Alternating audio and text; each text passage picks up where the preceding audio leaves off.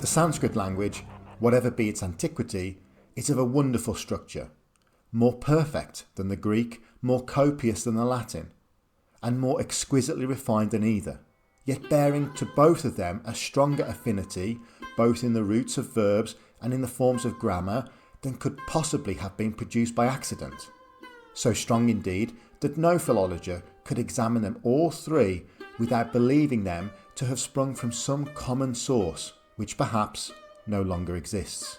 There is a similar reason, though not quite so forcible, for supposing that both the Gothic and the Celtic, though blended with a very different idiom, had the same origin with the Sanskrit, and the Old Persian might be added to the same family.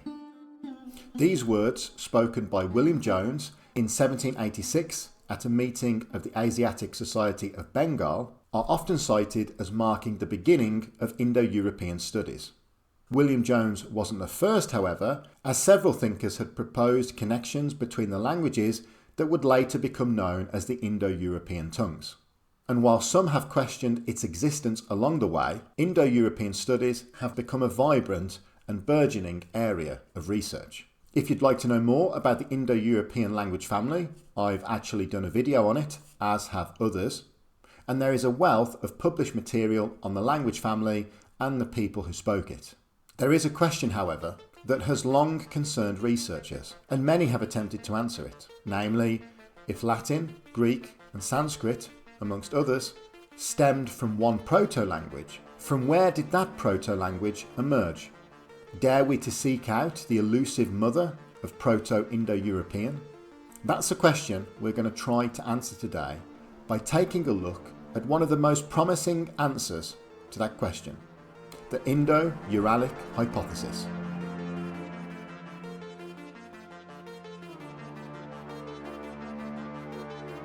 The Uralic family, much like its counterpart, the Indo-European language family, comprises languages thought to have evolved from a common ancestor. Broadly speaking, the shared traits among these languages trace back to their presumed parent language.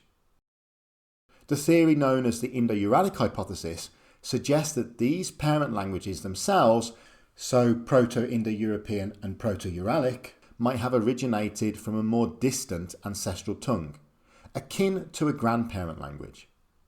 The Indo-Uralic hypothesis may not come as a surprise, given that the Indo-European and Uralic language families are amongst the largest in Europe and share geographic proximity. The Uralic language family encompasses languages such as Finnish, Hungarian and Estonian. My personal favourite branch on the Uralic language family tree is the Sami branch. However, the exact configuration of its sub-branches is debated, while common features such as agglutination and vowel harmony are notable across its members. Here on this map we can see the distribution of the Uralic languages. And here we have one proposed language tree model.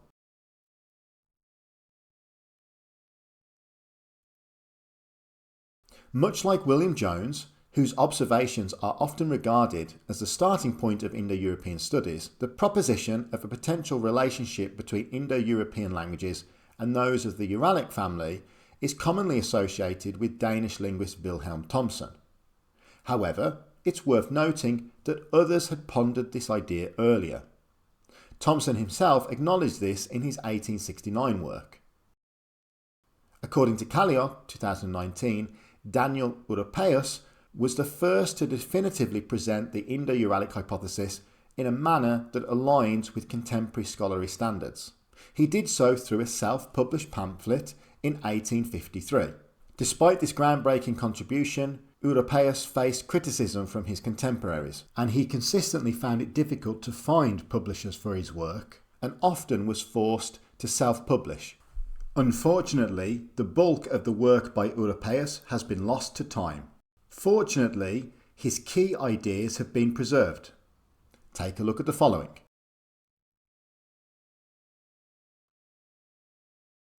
Here we have the 7 core ideas of Europaeus, as identified by Kallio following Salminen 1905.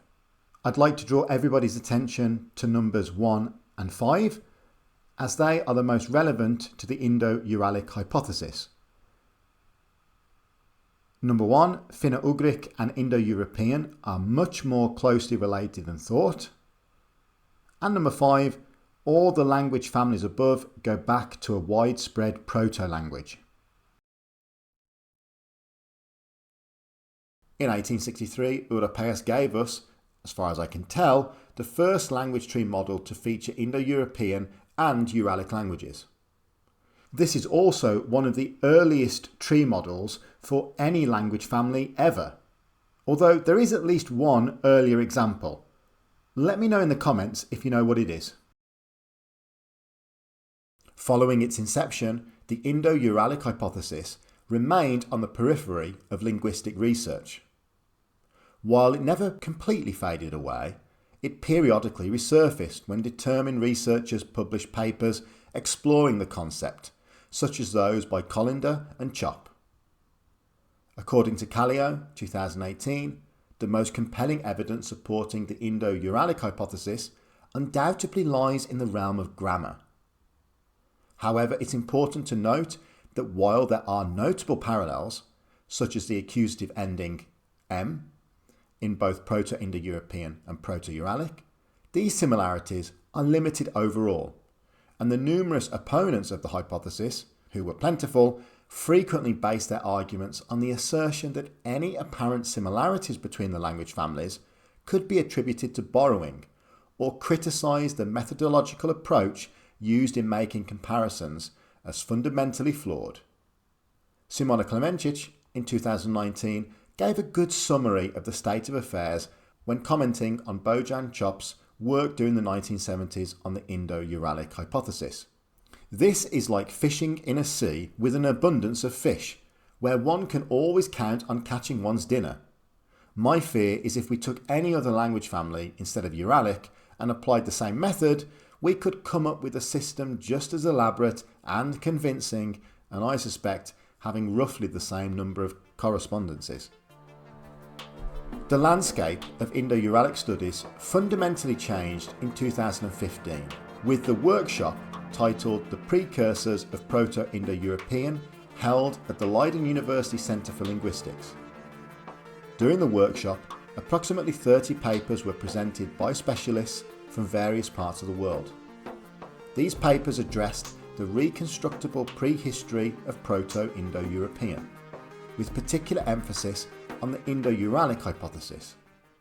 4 years later, a book was published titled The Precursors of Proto-Indo-European, edited by Kloorkhorst and Planck, which featured material from the 2015 workshop alongside updated scholarship to leave us with one of the foundational works of modern scholarship dealing with the Indo-Uralic hypothesis. In many ways, however, the book, The Precursors of Proto-Indo-European, is the successor to the 30 or so pages dedicated to Indo-Uralic in a book titled Studies in Germanic, Indo-European and Indo-Uralic, 2010 by Cortland.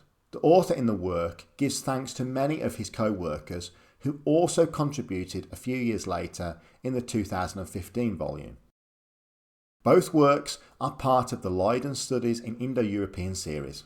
The remainder of this video will draw heavily from the authors who featured in these works, and will continue into the second part of this video where we take a deeper dive into some of the evidence supporting the Indo-Uralic hypothesis. So, what time period and location are we talking about when we say Indo-Uralic? Well, according to Kloorkhorst and Planck, Proto-Indo-Uralic would have been spoken in or around the 7th millennium BCE, or in other words, the Mesolithic period. In terms of location, probably somewhere to the north or the east of the Pontic-Caspian steppe.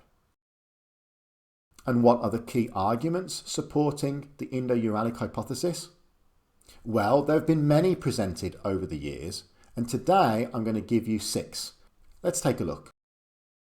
We have interrogatives, suffixes, the accusative case, pronouns, several sound correspondences, and shared lexicon. While these 6 correspondences are not exhaustive, they provide, in my opinion, the most convincing examples. You'll notice that the final 3 are broader and encompass various correspondences observed by researchers. Here they are presented as an overview only. In the second part of the video, we'll take a deep dive into them.